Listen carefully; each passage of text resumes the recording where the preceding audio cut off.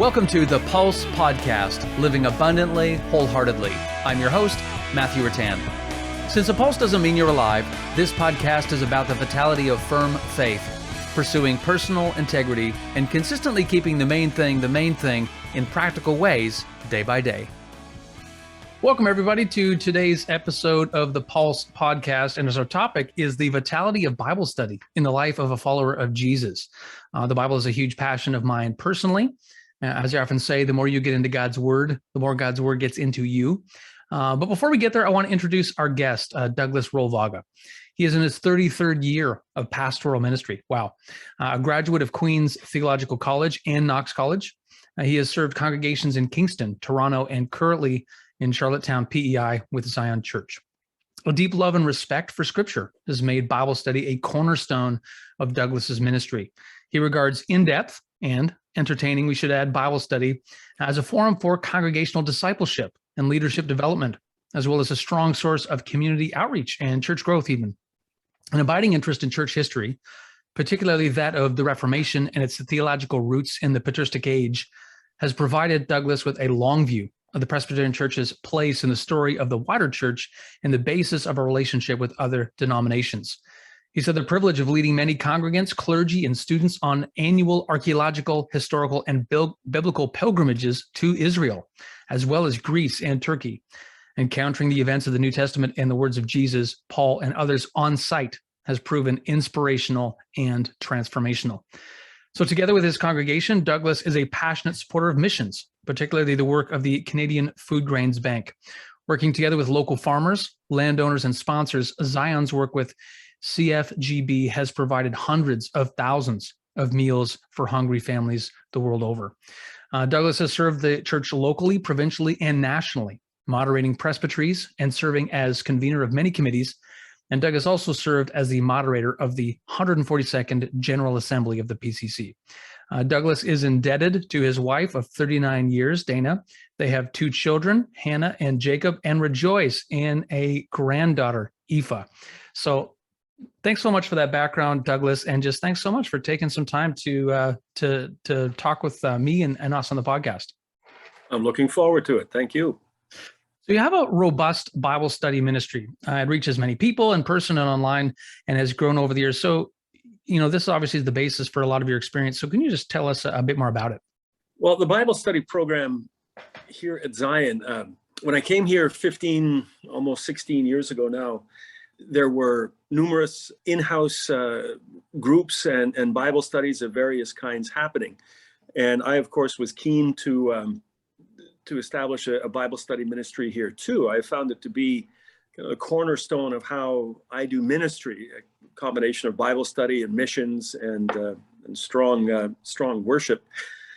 And so I was keen to get that going and was talking to the congregation about the kinds of Bible studies they had and the kinds of encounters they had with that, and tried to determine what I could do that would be helpful in fleshing out the congregation's understanding of their faith. And so when I look back in my files, I see that back in 2006, the first major Bible study I did with the congregation was actually on the tenets of the Reformation. So we had a sort of an overview of what the Reformation was, how it happened, and what the biblical underpinnings of that actually were. And people got excited about that because it was a different form of study. I tend to run my studies a bit more like a college course than a standard Bible study, and people very much responded to that opportunity. And it's been growing ever since in all kinds of different ways and fashions. So it's also there's an in-person component and also an online component. Is that true? So how do those things run like at the same time? Yeah, there's right now, because of the COVID situation, we're in a bit of a unique time when COVID first descended upon us. We were blessed here at Zion to already be well set up to go online with our worship services, and so as we already were, but we had to expand that ministry capacity in all kinds of different ways. And one of the early concerns was, what are we going to do about Bible study? Because Bible study was a central gathering point in the life of our church and of discipleship. And so what we were going to do, and I didn't think that the format of Bible study that we had, which was set up as kind of a coffee house sort of format in a church hall, 5 or 6 people gathered around tables, to be about, depending on the study, somewhere between 50 and 70 people gathered there, and then sort of me leading a discussion and presentation at the front. How would that work online? It was an hour and a half study. So that's a long time for somebody to be following something online. And so within the course of several weeks, I determined to keep people engaged with the scriptures, that we would do something called reading the Bible together. I would just lead little 3 times a week, 8 to 10 minute videos, starting at the beginning of the Gospel of Matthew, assuming that this thing would only be, 4 weeks, 6 weeks, 2 months, yeah.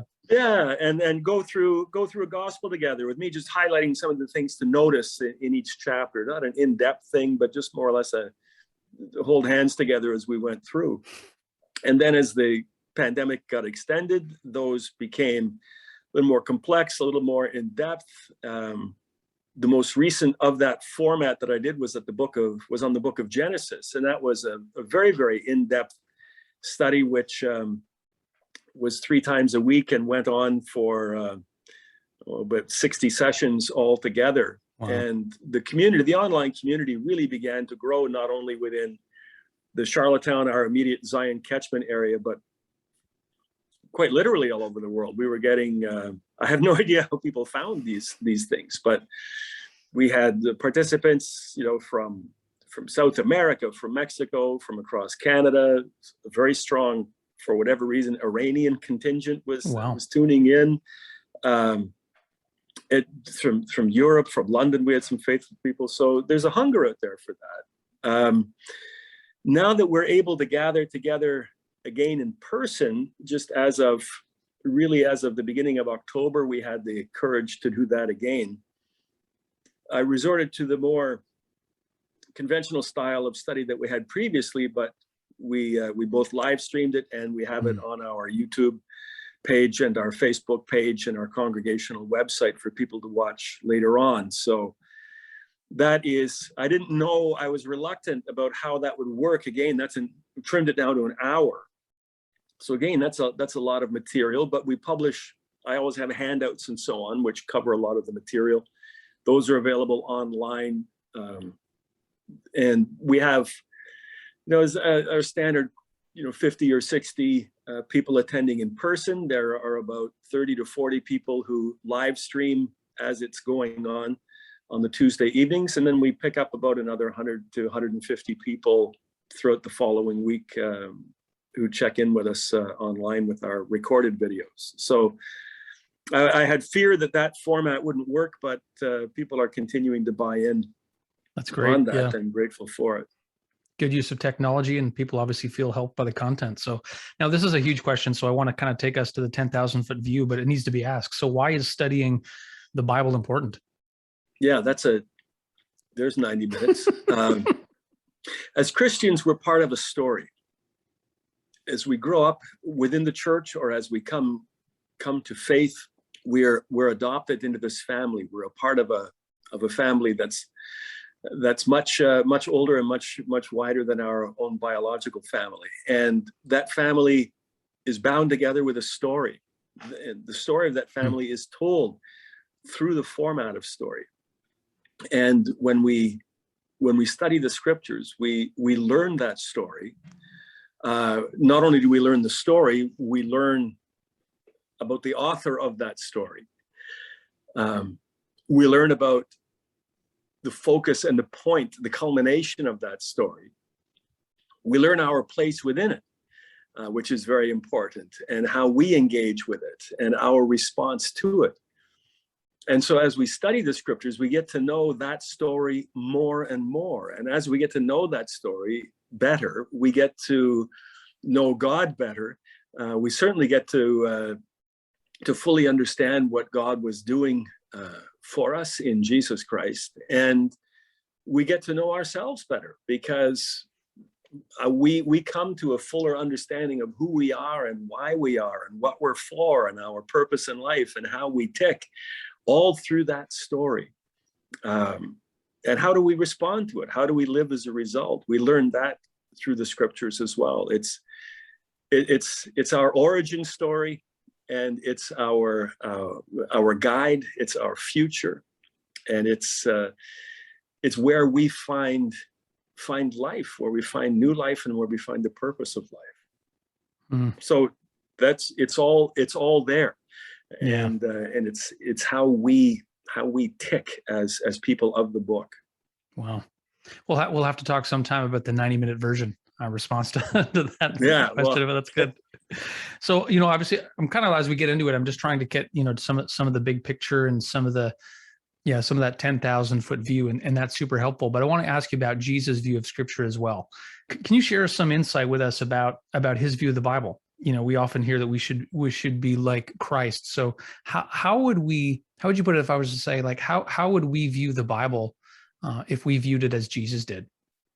There's a great book written, 20 years ago now, by Philip Yancey called The Bible Jesus Read. And it's a really good introduction to that question. How did Jesus view the scriptures? How did he understand the scriptures? How were the scriptures presented in that day? One of the things that we know about Jesus was that he was extremely well versed in the scriptures. We tend to think of that as having, just magically descended upon him as a result of his shared divinity. But there would have been a formal educational process as he was growing up as well. We have to remember that we don't really encounter Jesus fully until he's 30 years old. We have a brief glimpse of the temple scene where he's stunning the elders with his knowledge. So we know from everything Jesus does and says that he was very, very well versed, to the degree that he was able to teach with authority. People are always remarking, "What? This guy's teaching with authority." He's not just quoting, he's living this. He's able to stand toe to toe with the scribes, with the Pharisees, with the Herodians, with the doctors of the law, the teachers of the law. He didn't have to give a back seat to anybody in that case, in that instance. We know he was invited to read the scriptures in synagogue on a regular basis. Following the Gospels, we understand that Jesus attended synagogue regularly and encountered many people there, and again taught in such a way that people were gripped by it. But the other aspect of the relationship with Jesus of the scriptures comes out in the insights we get into the temptation stories of Jesus, where his answers are based upon the internalization of scripture, which he has undergone. And so many times, for instance, in the passion stories of Jesus, as he's on the cross, it's the words of scripture which are coming out of his mouth. They are how he lives and moves and has his being. And the goal of any person of faith, of any Christian, is to internalize the scriptures, to have them become such a part of who you are that it becomes your mindset, it becomes your vocabulary. When you're encountering a situation, you think about it biblically. Verses pop to mind, passages pop to mind, stories pop to mind, and that comes through that internalization of scriptures, which is just like a familiarization. You said in your intro, I've been married for 39 years, and although my wife is still largely a mystery to me in many ways, nonetheless, I have a fairly good ability to predict her reaction in a particular situation, or to say, "Oh, Dana would like that," or "Dana would say this," or "Dana would say that." Or if I do something in order to please Dana, I have an idea of what that would be because of my knowledge of her. So I'm thinking relationally oftentimes, and I'm thinking about life in terms of my wife and her reactions. But I'm also thinking biblically, in the same way that I have this long-term relationship and intimate knowledge of my wife, I have this long-term relationship with scripture. And so that is that's what I want to share with people in the study, and have them engage with the scriptures, not only in times of Bible study, but on their own. Yeah, that's helpful. And how you've articulated that in terms of, internalizing it and being a part of the story that you know so well. And you say, it's part of the reason why we study the scriptures and why it's so important to study. All right, let's get into the study itself. You've led Bible study over a long period. What factors need to be present for a Bible study to be successful? And maybe you can share with us some words about what successful actually means in this context. Well, maybe it would be helpful if I hearken back to one of the first major Bible studies I led, which was in the congregation I had in Kingston, Ontario, back in 1988, called Strathcona Park Presbyterian Church. And we did a Bible study called the Kerygma course. And everybody got a binder, and it was all very official. And I was pretty excited about doing it because it was the one form of Bible study which had been at least obliquely mentioned during all of my years of theological college education, which was just sorely lacking in any kind of preparation for Bible study. So Kerygma, it was a 2-year course. It was a small congregation. So we started with 13 people at this Bible study. And 2 years later, we ended with 11 because 2 of the people had died of old age during the course of the study. And I came to realize at that point, that maybe there's a better way, because once this package had been started, it was very difficult for people to break in. Also, it was very difficult to be able to stop, without going this 2-year commitment. And so I realized at that point, I'm really going to have to customize studies in terms of the community I'm trying to reach, the various aspects of that community I'm trying to reach, the length of time that people are willing to commit to a Bible study, the kind of topics, is it just going to be book by book kind of study, or are you going to be looking at particular topical issues and studying that in a wider range? Are we going to use other books and use those books as a guide? And so all of these things came into how to develop these studies and how to reach various parts of the congregations. And so within the course of a single year, I averaged about 5 or 6 different studies of different lengths and different topics and contents and formats and themes to reach those various parts of the congregation who might feel left out of what might be considered a classic study of, okay, now for the next 12 weeks, we're going to study, the book of Matthew or something. Instead, it might be, here's a 4-session study on, one of them I did was called Growing Old Gracefully. What does it mean to be an older person within the kingdom of God? Another was a 4-week study called The Whole Shebang, where we went through the Bible from Genesis to Revelation, looking for that sort of big picture overview, and so on. So others were more apologetic in nature, the 10 tough questions that you're afraid to ask. Others are denomination, what does it mean to be a Presbyterian? Others have been on the Apostles' Creed or using living faith as a jumping off point. So we try to, when I'm scheduling a study, looking at a study, how to develop a study, I look at, okay, what have I done in the last 2 or 3 years? What am I missing? Who hasn't been reached? What are the itches that really need to be scratched? And that's part of the developmental process. That being said, I've completely forgotten what your initial question was. It was what needs to be present for a Bible study to be successful. So you've mentioned, knowing the context and what itches need to be scratched and stuff. So what else? Yeah, with that old statement of knowing your congregation. What does your congregation need? What are they curious about? What do they need to hear? If you're presenting a study which nobody has much interest in to begin with, it's very hard to develop interest in it. So one aspect is, what are the people going to be interested in? Are there issues within the congregation that, or within the church, or within the world, or within the season that are going to need to be addressed? So that's an important component right off the bat. Another is what interests you. What skill sets do you have that you can bring to it? Because you want to be leading a Bible study that you yourself are interested in and enthusiastic about, so that you can share that interest and that enthusiasm with others. What do you personally need to be challenged with? For me, ever since that Kerygma setting, with some very minor exceptions, I've written all my own Bible studies, so that I can customize them in that way.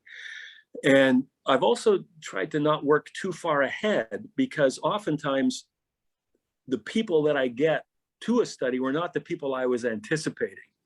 And the questions that they're asking were not the questions that I was anticipating addressing.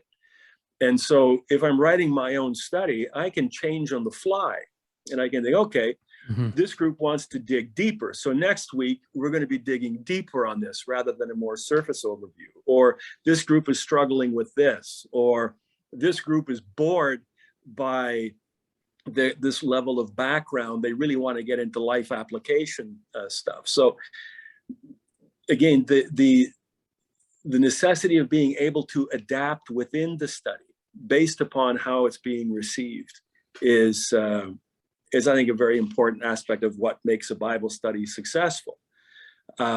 Oftentimes, people aren't going to get what they expect, but what is offered to them in the study, although it's not necessarily what they thought they were getting when they got into it, turns out to be opening up all kinds of doorways for them, which they didn't anticipate at all. So what would people say? Let's say you've had this study for a certain chunk of time, and on the other end of that, kind of on the last night, and people are offering some comments to you. What kinds of things are people saying that tell you, okay, this has been a good use of time, this has been successful?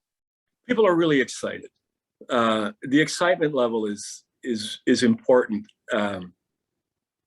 For when I get feedback of that, of somebody saying, "Wow, that was just great. When is the next one?" People harassing me about when I'm taking a 3-week break between writing studies or something is a good sign. A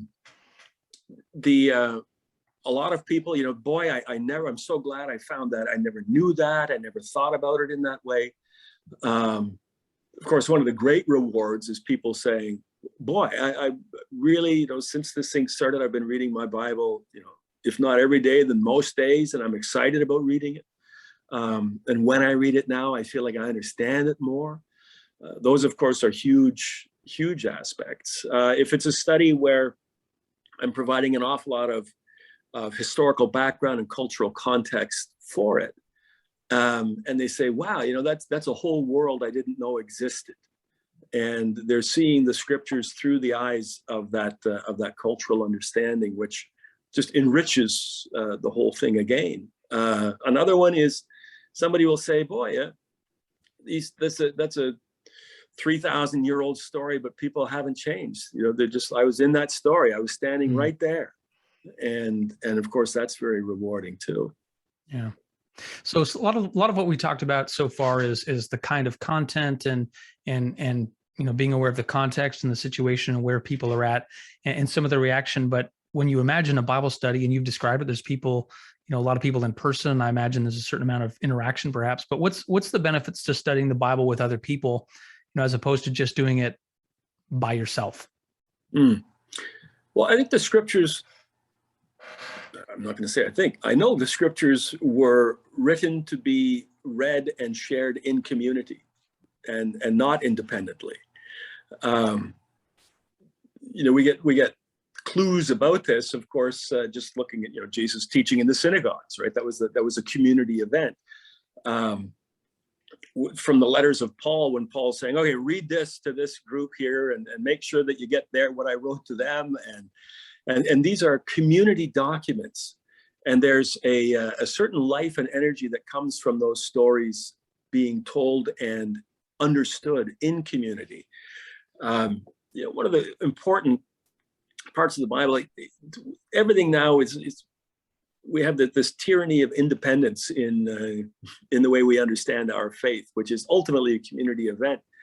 and a shared community experience. And now, of course, it's all about me. What do I believe? What do I think? It's me. I read the Bible. There's a kind of Bible study that, you read a passage, you go around the room, you say, what do you think? What do you think? What do you think this means? How does this impact you? And even on that very basic level, if you do that with a group of people, you're already broadening your understanding, because people are going to be bringing new things into it that you haven't considered. But when you have an opportunity to be in a session where this is guided, then it's just that much more. I guess it's when Ezra is reading out the scrolls, they broke the people into groups, and the scriptures were read to them, and they were explained so that everybody had understanding, and then they rejoiced, and then they had a dinner.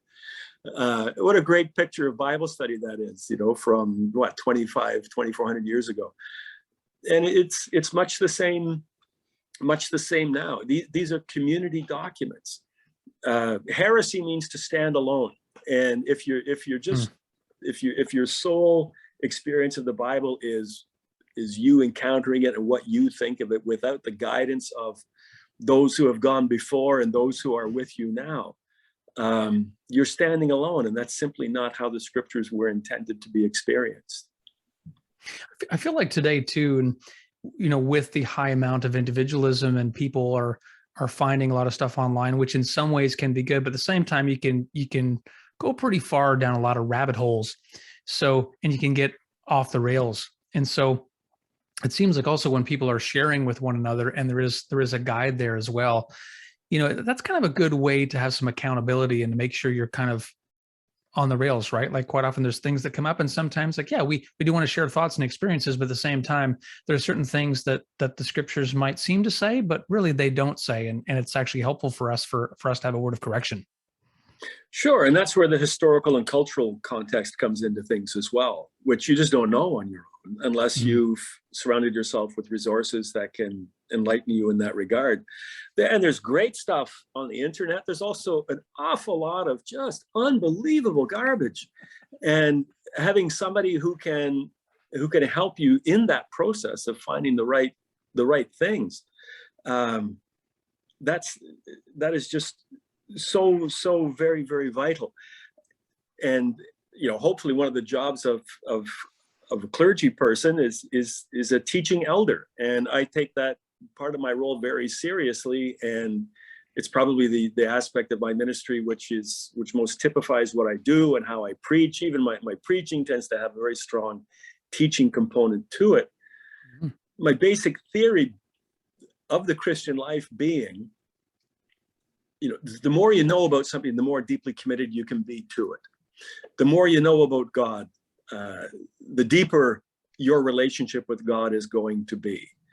And so you learn through studying those scriptures. Those are our primary witnesses of who God is and what God does, of our role in it. And so the more we study, the more we learn as a community of faith, then the closer we can draw to one another, the closer we can draw to God.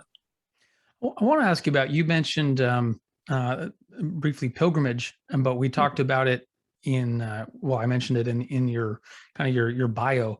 Could you talk about this? Is a bit of a digression, but not a digression, because you've led these pilgrimages and people to the Holy Land, which is amazing. It's something I'd like to do. And I've heard you talk about it before. And whenever I talk to people who have had some sort of experience like that, yeah, hands down, they've been changed somehow, something like that. And they see things. Oh, this is the Sea of Galilee, and oh, maybe the Sermon on the Mount happened around here somewhere. And oh, there's the temple. So could you just maybe offer a bit of a comment about that and how that impacts people in a positive way for their understanding of the Bible?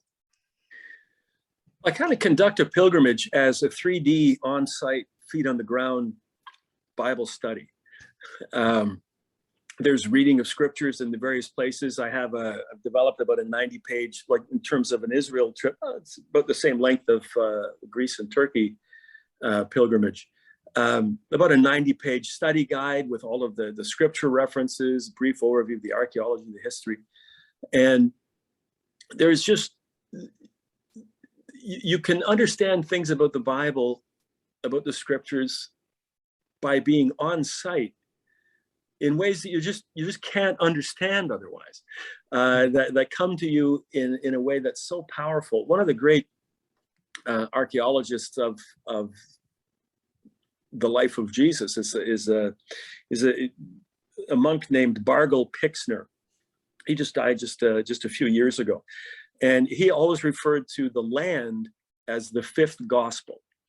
And then the way that the four gospels inform each other and give us this bigger, wider picture, more in-depth picture of Jesus, the fifth gospel, the land, does that all that much more. And so to stand in Capernaum on the north shore of the Sea of Galilee, which is, when you stand on the north shore of the Sea of Galilee and you look out, basically you're seeing what Jesus saw. You don't see a lot of development or anything. There's no apartment buildings. Tiberias is sort of obscured from view, and there's not really any development beyond that. You have the sense of seeing what Jesus saw, of walking along that shoreline, and that just enriches your experience, but also your understanding, because now this is not just a story. Now it's an event. So the guy being lowered through the roof, likely Peter's roof in Capernaum, by his friends, that becomes an event. Jesus, there's little throwaway lines become big.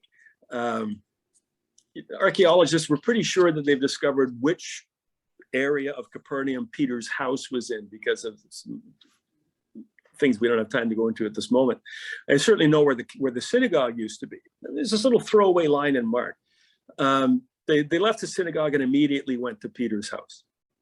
Okay, you think that's a time reference, but Peter's house is really only about 50 meters away from the front door of the synagogue. So it's also a proximity reference. And right. You get that when you're there. And all of a sudden, those little throwaway lines, Jesus went from here and then he went there, and then he went here and then he went there. When you're reading that, normally you go, yeah, okay, what do you do? What do you say?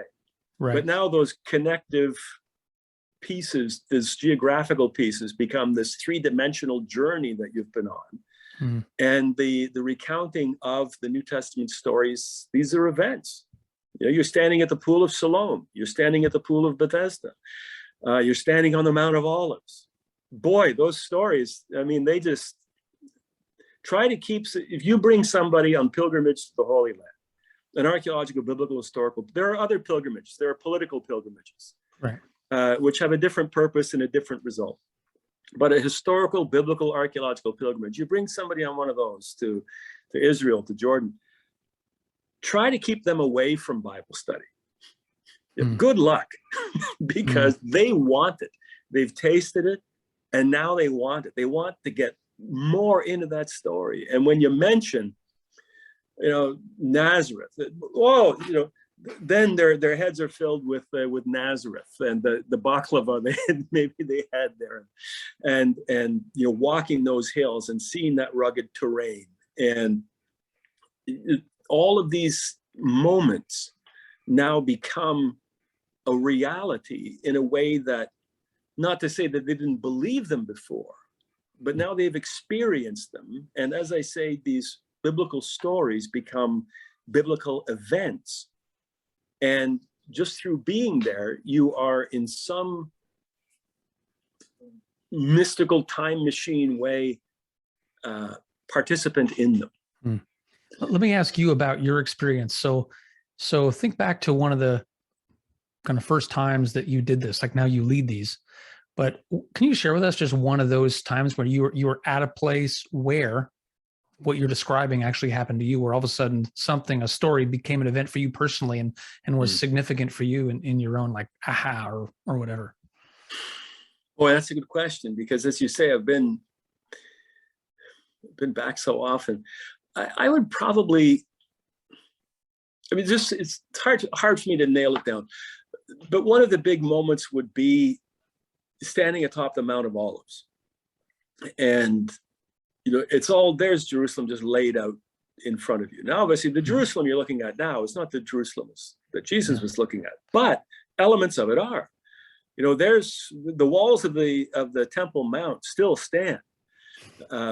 now your Dome of the Rock is on it, but you can imagine, okay, that's the Dome of the Rock is approximately where the temple was located. So Jesus looking down this, over the Kidron Valley and then up into Jerusalem. You stand there, and it's breathtaking in its wonder, but all of a sudden, so many of these stories coalesce, because now they have a place. They're not just ethereal. They have a place. Mm-hmm. And ultimately, for me, the most significant part of any trip to the Holy Land for me is to be in the Church of the Holy Sepulchre, this unlikely place, which is vast, sufficiently vast to house both the place of the crucifixion and the place of the resurrection, and how that has been a gathering point for Christians since the very beginning, the touchstone of their faith, the crucifixion and the resurrection. It's astonishing to be there. All of those cultures, people there from all over the world, coming to affirm their faith in these incredible places, to have the awe-inspiring experience of kneeling inside what remains of the tomb of Jesus in the Aedicule.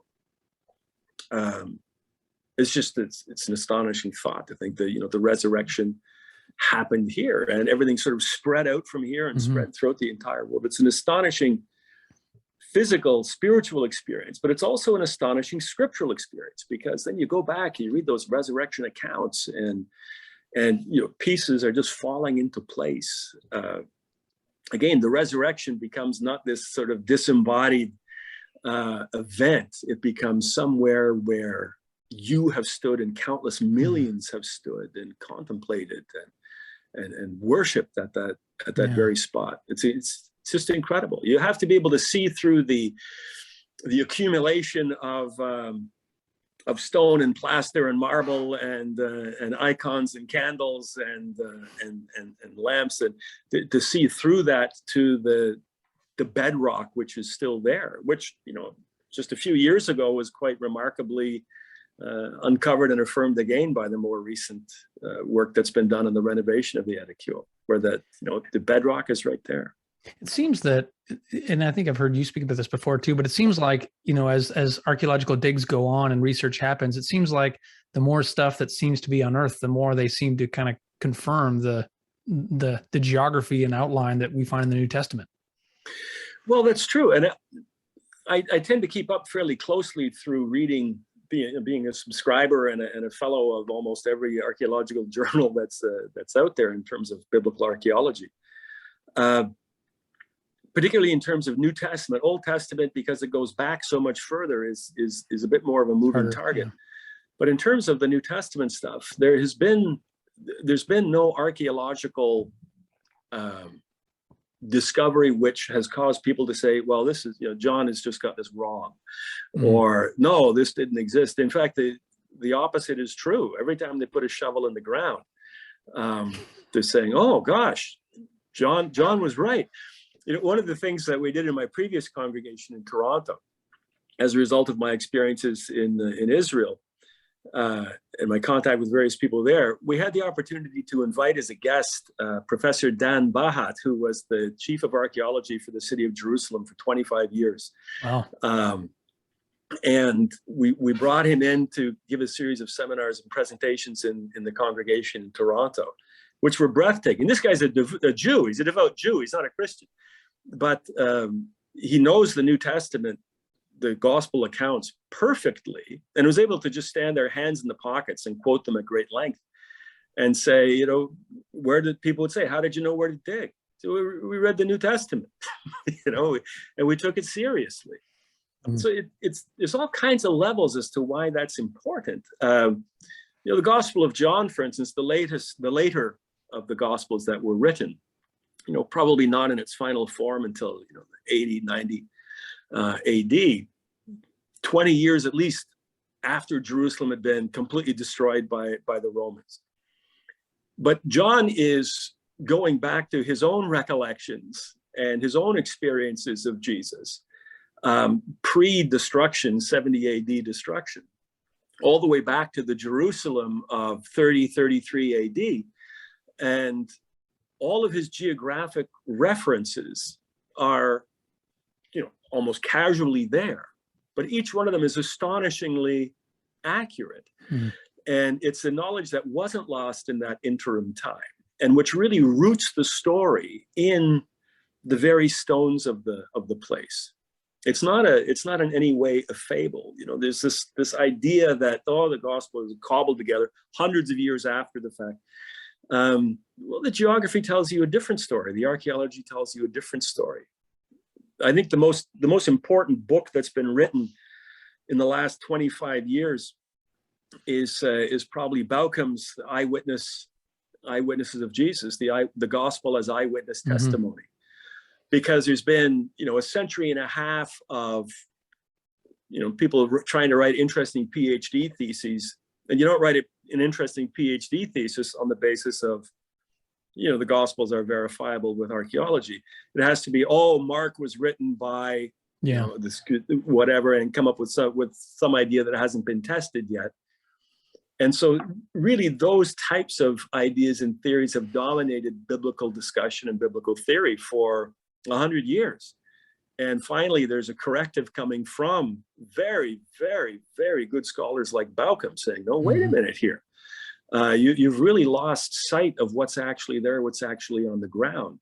And to bring people there and to say, okay, you're standing where Jesus stood. You're standing on the temple steps where Jesus stood. You're standing in the pool of Siloam where Jesus stood. You're standing at the pool of Bethesda where Jesus stood. Now, what did he say there? How does the location, how does the geography impact your understanding of that? And people are just beside themselves. And I brought hundreds of people. I don't know of anybody who says anything other than this was the most important experience of my life. Wow. And again, try to keep them away from Bible study. Good luck. I'm going to jump forward on a question before back, because I think what you said just leads into it. But as a bit of an aside, as you're saying that, I thought of something I read. It wasn't by Bauckham, but it was, I think Craig Evans had did something about how, when we think about, a light on a hill and light of the world and stuff. And he was like, well, based on archaeological digs and research, et cetera, Sepphoris would have been in the nighttime, would have been a bigger center than people think, but probably would have been visible by light by night from Nazareth. And the idea that, people might have actually had these images in their minds that would have come to life. And Jesus was using images and language that people would have known based on geographical regions. Just for me, it was one of the examples where, it seems so much more real, even in that. And I haven't even been there. So I can only imagine just when you're actually there in these locations, checking it out. But what I want to jump forward to is, you talked about, novelty and, PhD theses. And yeah, I think there's this we're kind of drunk on the idolatry of novelty in many ways. But, the Bible can seem under attack from the wider world. Some people say that, there's contradictions or there's teachings that are morally backward. And we could cite many examples where people say that, or it's a human invention, no way inspired. So can you share a few of your biggest kind of pushbacks in study? You're with people going through these things, some of the biggest pushbacks you've heard from people, and maybe how you respond to them. It was more the case in my previous congregation. When I was at Guildwood Community Presbyterian Church, which is a suburban congregation in the southeast corner of Toronto. The demographic there was very, very different than it is here in Charlottetown. And people were very taken with things like the Da Vinci Code. And that was a big deal during my years in Guildwood. In my last 3 or 4 years, I can't remember exactly when it came out. And people, Da Vinci Code this, Da Vinci Code that. So you got to read the Da Vinci Code because that's really revealing the truth, about a lot of things. And he says right at the beginning, everything in this thing is true. So I read it, and of course, it's this hopeless tissue of just suppositions and lies. Not even the geography is right. It's sad. But people were taking this very seriously. Yeah. And I was encouraged by my then clerk of session, who said, if you do a book study on the Da Vinci Code, my daughter will come. Her daughter at that time would have been in her late 20s. Would never come to a Bible study. If you do that, she would come to that. I said, I'm not, why would I waste my time? I'd rather do a study on, the Toronto sewage system, because it's just not, no. And so I was kind of harassed into it. And then I thought, I can use the Da Vinci Code. I can say, okay, the Da Vinci Code says this. Here's what is actually the case here. And so I could use the Da Vinci Code as a jumping off point to talk about what I want to talk about, the truth of, the history of the faith and the history of the scriptures, how the scriptures were developed, came into being, and so on. So I did that. And it was certainly the most well-attended, to my distress, it was the most well-attended study that I'd ever done at Guildwood. A bit of a bait and switch, I admit. I'm not proud. But used the glory of God, Douglas. Everybody who was at that study had read this book. So, and many had bought into it. And then to use that as a jumping off point and to say, okay, here's what this is. Well, here's what is actually the case. And that was for, probably 4 or 5 people in that, 30, 35 people who attended. For a lot of people, okay, that's interesting. Other people, it was, wow, you can't believe everything you read just because they say it's true. But for a handful of people, it was the moment of salvation, because it was the first Bible study they'd ever been to. They were Christmas and Easter churchgoers, but either their spouses came or their friends said, hey, come, this will be fun because we read this book together.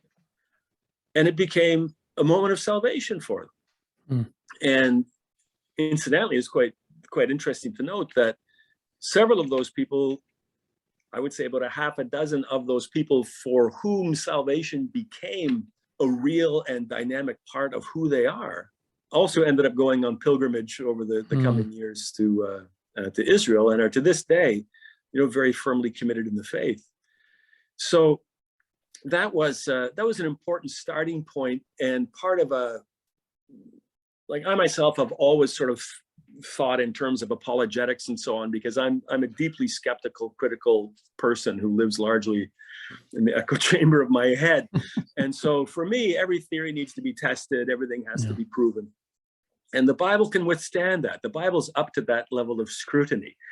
What I found when I came to this congregation is I would be addressing issues. For instance, there was, shortly after I came, all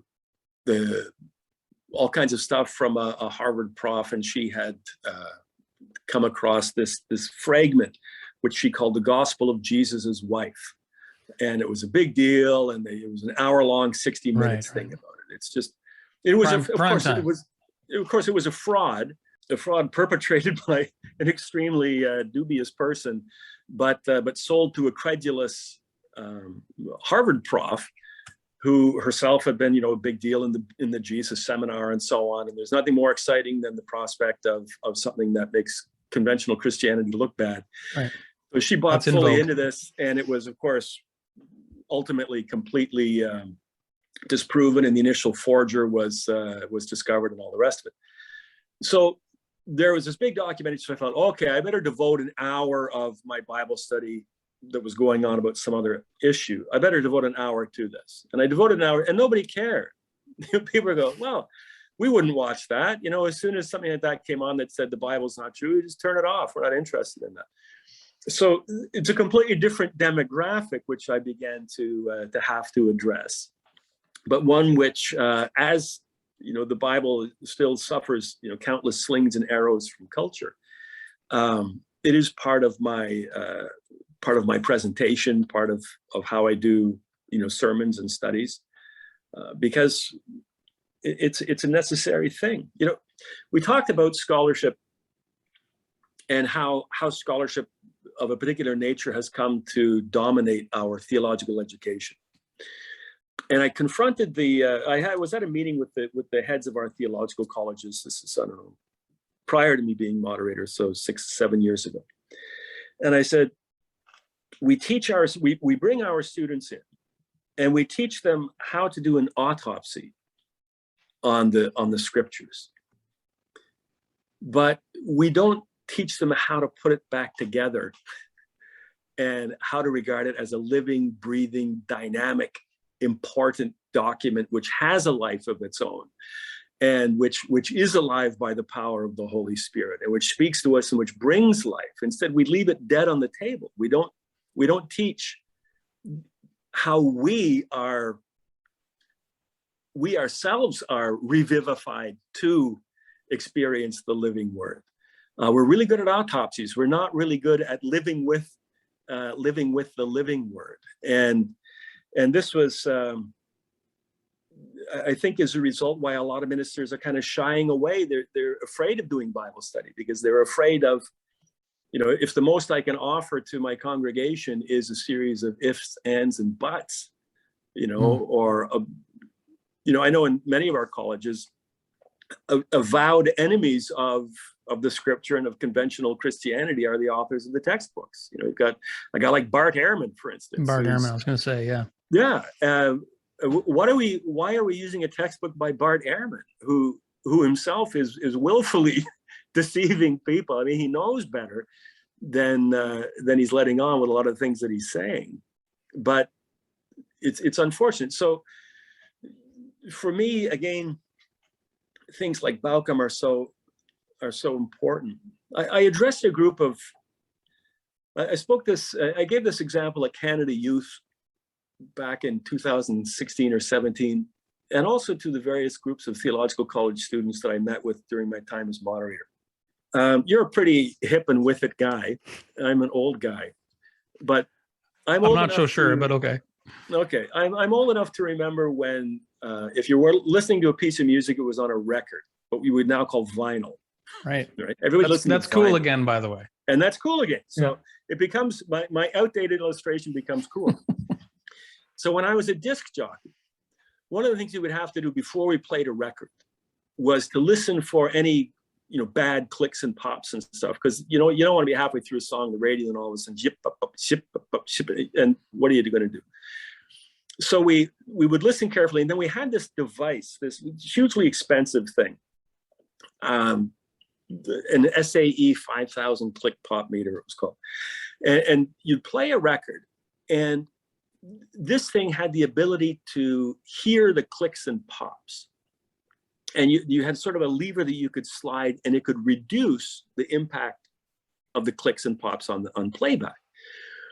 And to see if a record was worth playing at all, you'd put it on and you'd hit the reverse button. And in the reverse button, it filtered out the music, and all you could hear was the clicks and pops.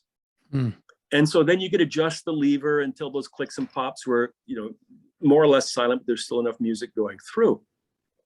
The trouble with that was, after doing this for a couple of years, all you hear are the clicks and pops. You don't hear the music anymore.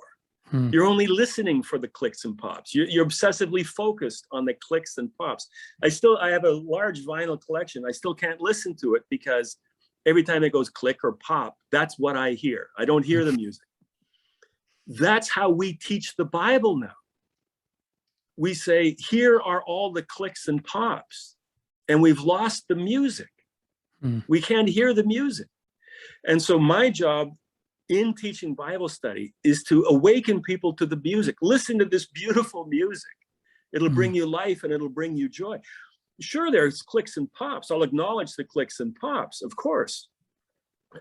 But let's not lose the music. And I think in our theological education, we've lost the music in pursuit of the clicks and pops. We've become obsessed with the clicks and pops. As a result, now we have people claiming, oh, there's no clicks, there's no music whatsoever. It's just clicks and pops. So we can't trust it. There's nothing that says it can be trustworthy or authoritative. We know better. And so we'll just import our own music. It's interesting you say that too. I was in preparation for this. I was, going through some sections of, it's a well-known book, Reformed Spirituality, Howard Rice. And he talks about there can be this gap, between the experts, quote unquote, kind of from academia who kind of maybe come across sometimes as having a monopoly on what things really may or may not mean. And then, people in the pews who maybe feel unsure or who are left by themselves to read or understand the Bible and try to see how they fit themselves in it. He says, a problem in terms of people's hesitancy to engage the Bible is that, quote, most people in the pew and many pastors do not believe that they have the skills necessary to read the text. Right. And because they demean their abilities, they are afraid of the Bible, end quote. I just think that's appropriate to say based on what you said. There's this fear or this hesitancy, and the clicks and pops are all you hear. And maybe because of that, and that's all you've been told, then you're not going to hear the music or think there's any music to hear. But let me jump to the next one. So I want to kind of build on this, especially on the insights and the things that people can get out of enriching Bible study. So, the Protestant, the Reformed Protestant tradition that you and I are a part of has historically valued a life of the mind. So, meaning that life of our mind is very important. You're not to, God gave us brains. We don't check them at the door of the sanctuary or the study. And so when we're at our best, we are reading, studying the Bible, making notes, speaking to one another, whether it's homes or small groups in the church, and we can imagine a variety of scenarios where that's the case. And also true, like we talk about the Reformation, like people died bloody, horrible deaths so that we could have the Bible and read it in our own language. So how have you seen people's faith become more intellectually robust through studying the Bible for themselves? And I mean, in the context of group Bible study. I think people aren't afraid of engaging with the scriptures, that they can subject the scriptures to the full level of intellectual inquiry that they're able to bring to bear. They don't have to turn their brain off in order to turn the Bible on. In fact, the contrary is true. You mentioned the reformers, Luther, Calvin, Zwingli, Bullinger, Oecolampadius. These guys were the scholars of the age. You had fellows like Erasmus and the great humanists, but then you had your Luther and your Calvin. These guys were brilliant, and the reason that Luther was able to stand before various inquiries and so on was because he just astonished people with his level of knowledge, not only of the scriptures, which was not all that unusual among the scholarly class, but he was able to refute all the arguments that were put forward on the basis of the church fathers. Luther knew them better than anybody did. Calvin knew them better than. When you read Calvin's Institutes today, you get bogged down because Calvin's always going on about the humanists and the Greeks and Augustine, and so we don't know who these guys are. So we're sort of lost as to why Calvin's so excited about either supporting or refuting what they have to say. But it's a sign of the scholarship. They could say the best scholarship that we can bring to bear shines a light upon the scriptures, which magnify it back 1,000-fold. They could exercise the height of intellectual curiosity and research on the scriptures. The scriptures would stand up to it. People like Balcom are revealing that that's, in fact, the case again today. The arrogance of the Enlightenment is, oh no, everything that was old is cannot be trusted. There's this recency bias, that, if a new scholar comes up and says, the Gospel of Mark, it was this or that, or the Gospel of John, this or that. But we can go back and read, Eusebius quoting Papias from the first century saying, Mark was a secretary of Peter in Rome and wrote down Peter's recollections accurately and was sure not to leave anything out, nor did he misrepresent anything. And Papias is writing within the living memory of people who heard Peter preach. The Bible became, the scriptures, as we know them, the Gospels, are not the foundation of the church. Let me come around to why I'm making this point. The Gospels are not the foundation of the church. The writings of Paul are not the foundations of the church. The testimony of the apostles is the foundation of the church. That's how the church came to be and grew on the basis of what Jesus had done. The testimony of the apostles, when they started to get killed off, and people thought, boy, I better write this down. Prior to that, what you wanted was the apostle there in flesh and blood saying, here's what happened. Don't tell me what's written down. I want to hear from the horse's mouth. But when that became untenable because of the spread of Christianity, and further untenable because of the death of the apostles, there was an urgency to get this stuff written down. But the church itself, the foundation of the church, was the life of Jesus and the testimony of the apostles concerning the life of Jesus. That living word, that living testimony, that became encapsulated, was captured in, became encapsulated by the scriptures. Modern scholarship has it backwards. Oh, the church developed as a result of Constantine bringing in 300 and inventing all this. It's absolutely contrary to all reason and all church history. This is how the scriptures organically developed from within the life of the church. And the scriptures that we have them because the church recognized them as a faithful witness of Jesus Christ and as useful in their own spiritual life and their own understanding of Jesus. And when we study the scriptures, we recapture that usefulness and we recapture that witness. It's not only an amazing time machine in bringing us back to the time of Jesus and the story of Jesus, it's also a time machine that brings that story into our age where we live it afresh. It's exciting. Yeah. So many people say, boy, I didn't know Bible study could be so exciting. I didn't know the Bible was so interesting, so exciting. And my stock response is always, it is. The Bible is interesting and exciting. We make it boring in the way that we teach it. For me, my job is to say, look how exciting and interesting this is, and let it speak for itself. As I often say, to make the Bible boring and uninteresting takes more effort than I'm willing to put into it. But it is interesting and exciting and dynamic and real and alive. What I'm hearing you say is, I've said, how have you seen people's faith become more intellectually robust through studying the Bible? And part of what I'm hearing you say, and correct me if I'm wrong, is that, quite often people have questions, maybe from an intellectual place, maybe the manuscript tradition, or, hey, maybe this came out of nowhere. So you're saying is that there are intellectually robust answers out there. You just need to know what they are. And I think that maybe is what happens, right? Is people don't know that about Mark, or they don't know how the tradition originated or what the role of the apostles was, because we've lost that information. So a knowledge of kind of those origins and how it actually came to pass means the Da Vinci Code and other things are cut off at the knees before you even get there, because you know what actually happened. Right. And, in this current study that we're doing at Zion right now, which is on the Gospel of Mark, called Meeting Jesus in the Gospel of Mark. The first two sessions were background study, and the background study is dealing with the questions of, who wrote Mark? When was it written? Who was it written for? Why was it written? And so we did a lot of time looking at the witness of the very early church regarding the formation of the Gospel of Mark. So people like Papias, like Eusebius, like Irenaeus, like Justin Martyr, Clement of Rome. If you say to people, wow, we're going to go to Zion tonight and learn all about Papias and Justin Martyr and Eusebius and Clement of Rome, you're going, oh gosh, I don't want to come to that. But if it's, we're going to go and find out where these words came from. How do we know these are the words of Jesus? How do we know this is a story being told by Peter? Who is this Mark guy? What's his relationship with it? Why is Peter showing up in every single one of the stories in the Gospel of Mark?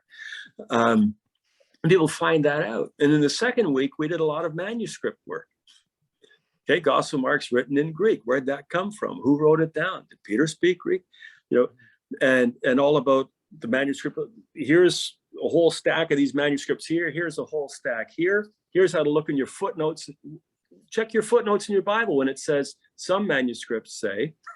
Yeah. What does that mean? What's a manuscript?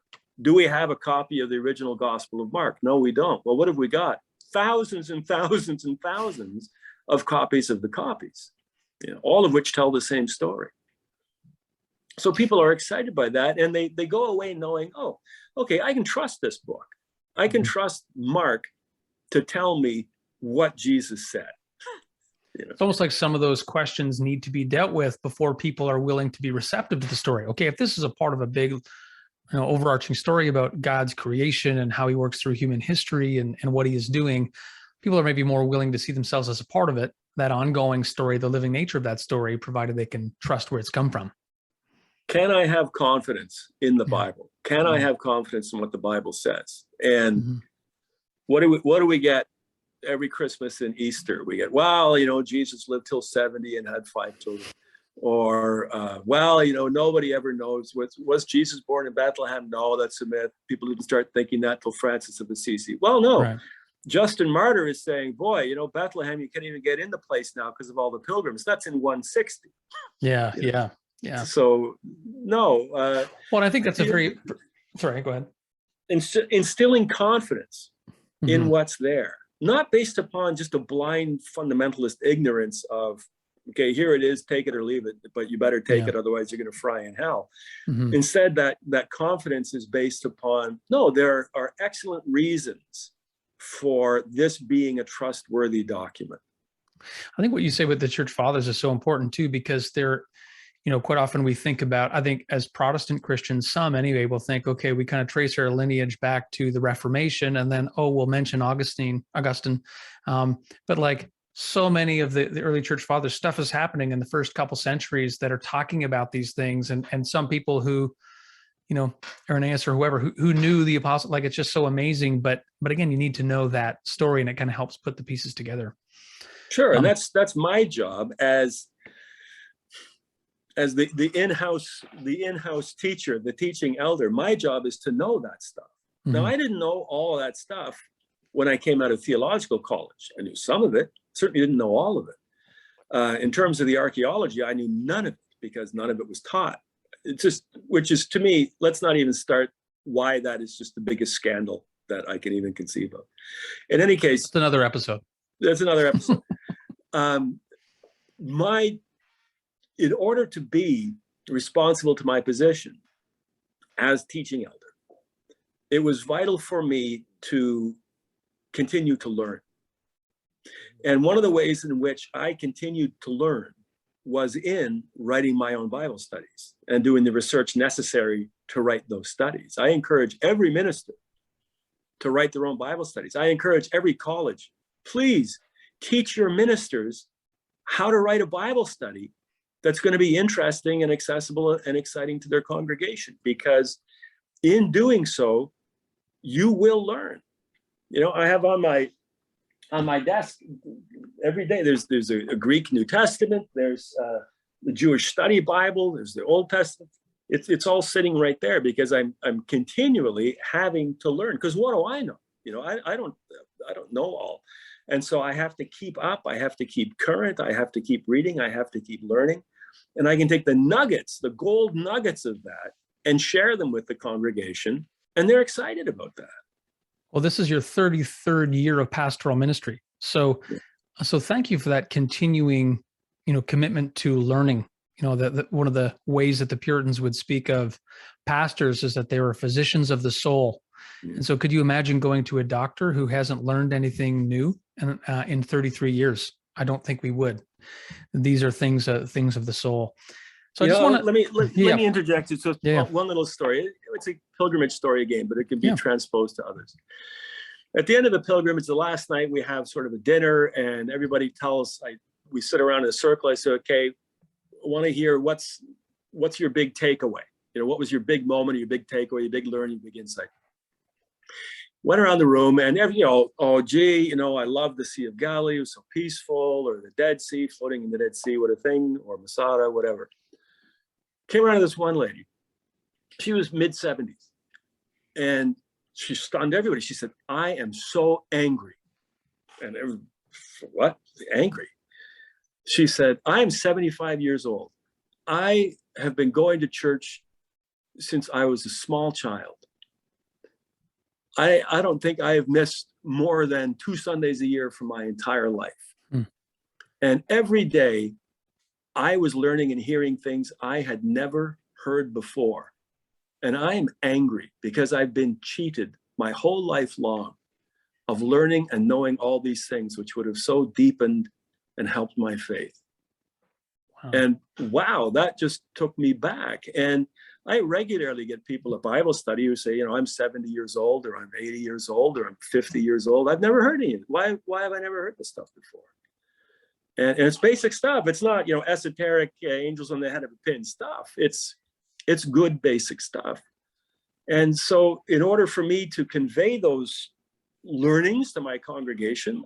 I need to learn and be reminded, because what do I remember? As I'm getting older, wow, the exit pipe on my brain is a lot bigger than the input pipe anymore. So, I got to keep at it. Otherwise, it's just gone.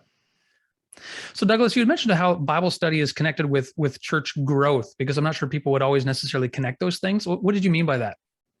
I found that, and this was true in my earlier reference to this Da Vinci Code study. People came to that study who had never really been part of a church before. But certainly in Zion, in the last number of years, say over the last 10 years, the majority of people who've come into the life and work of our congregation have done so through the Bible study program. And I think one of the keys there is people here, there's a cultural, and maybe this is true in many other cultures as well, not so much it was in Toronto, but here very much so. There's a cultural reticence to inviting somebody to a Sunday morning service. There's still this cultural understanding that, everybody is a member of one church or another, and if I invite them to my church, I'm implying that their church is no good. But there's not a lot of Bible studies going on, and somebody feels a lot more comfortable to say, boy, we're really having fun at this Bible study at our church, believe it or not. Come, you get a cup of coffee, you get a cookie, but there's some really interesting stuff, and it's fun. There's a lot of laughs. You can make some new friends.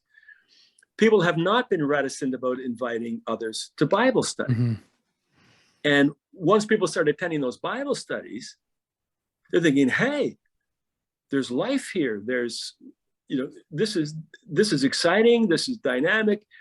Next thing you know, they're trying out a Sunday service, and they're finding themselves asking themselves the bigger questions. Am I a part of this Christian faith? Mm-hmm. Or do I want to rekindle the spot of Christian faith in my life? And so in that regard, the majority of people who have come into membership at Zion over the past 10, 12 years have come in through the Bible study program. And so as a form of church growth, I'm telling you, it's a doorway into church, which is not the Sunday morning doorway. The Sunday morning doorway is kind of a tough doorway sometimes for people to get through, where they will come and try Bible study, and they'll be excited, they'll have fun, they'll be there with friends, and that's a really good path of entry into the church. And let's face it, it's how a lot of the outreach of Jesus and the apostles was working. It wasn't through necessarily the formal synagogue service. It was saying, hey, Moses said, but I say, mm-hmm. Or have you considered this? And it's a good portal through which people can enter the life of the church, or revitalize their own faith as well. Yeah, that's a great point. I'm glad you raised that. And when you think about the word worship, it's like if you invite someone to a worship service who isn't a Christian, or who just is uncertain about this thing, it's like, hey, do you want to come to this service where we, worship and pledge our ultimate allegiance to the Lord? It's a big stretch as opposed to something that is more about learning, and there is more conversation. So no, I'm glad you pointed that out. So let me ask you one more thing, and thanks so much for your time. You've been gracious, and this has been really great. A lot of meat and potatoes to chew on here. So some people listening right now, they're already convinced that studying the Bible is important, right? They've been given some new ideas. They're motivated. But there are others who are less sure. So what would you say to them to encourage them to take the next step? If you're going to a church and there's no Bible study happening, make your minister's life miserable. Just pester them for Bible study. That's one thing you can do. Thankfully, there are all kinds of things that are available. We talked about, the web is a dangerous place to be, because there's a project where I can't remember which city it is, but they're fishing precious metals out of the town sewage. And that's what surfing the web is often like. There's precious stuff there, but you got to wade through potentially a lot of sewage to get there. There are excellent resources. I can recommend The Bible Project is a superb podcast, superb area of resource for people. Very, very accessible. I can recommend that. I can recommend, hey, people, tune into our Bible studies. We're happy to have you. There's no charge. And we'll put the links to that. .org. Yeah, we'll put the links to that too in the notes for this. Yeah. And, we have a Bible study tonight, and people are already excited about coming to this study. Find a good, reliable source. If your minister isn't leading a Bible study, ask them, can you recommend a place for me to go, or a thing that I can sign up to? There are excellent home Bible studies which are there. There are, reading through the Bible programs on the computer through Bible Gateway and a million other places like that, that you can be accompanied on your journey through the Bible, so that when there are places where it's seemingly impenetrable, somebody can say, well, look at it this way, think about it this way, come at it from this angle. And all of a sudden, oh, yeah, that helps me through. I see why this is connected to that, and how this leads me through. There's no substitution for reading the scriptures, and reading the scriptures with others, and particularly reading the scriptures with guidance is a tremendous thing. Good study Bibles, another great. If you're going to be reading on your own, get rid of a King James Bible with double column microscopic telephone book. What's a telephone book? And get a Bible with good large print. Get a study Bible that's going to have little explanatory notes in the side, in a good modern translation. And already, you're on your way. That's like eavesdropping on a Bible study that somebody else is leading. There's no substitute for reading it yourself. Yeah, thank you. And I'll in the notes, I'll put a link to those things, but I'll also put a link to a bit I did about some good Bible study resources that are fairly reasonable in terms of a cost, but are also pretty good. So again, Doug, thank you so much for taking the time, for sharing your insights. I really appreciate that. And I appreciate your heart for the Lord, for the scriptures. And, I count myself as one among many people who've benefited from just your presence and your sense of humor and your wisdom and guidance over the years. So thank you so much for that. And I encourage everyone out there to just, get connected with Bible study. And if you, at your church or the one I'm at, or the one where Douglas is pastoring, or maybe something else that's mentioned, hopefully you can get in on that. So let me just close with these words. This is from the introduction to the Geneva Bible. And, Douglas mentioned study Bibles. I think this is probably in the English speaking world, this is probably the first study Bible. Had maps originally, which was, some commentary notes on the side, and footnotes and everything else, which at the time was pretty groundbreaking. But let's let these be our closing words. The Bible is a light to our paths, the key of the kingdom of heaven, our comfort in affliction, our shield and sword against Satan, the school of all wisdom, the glass wherein we behold God's face, the testimony of his favor, and the only food and nourishment of our souls. Thanks for listening to the Pulse Podcast. I invite you to subscribe, or maybe even leave a review on your favorite podcasting app. It helps spread the word. You can also sign up for the Up Daily Devotional that I write at theupdevo.com. Let's live abundantly, wholeheartedly.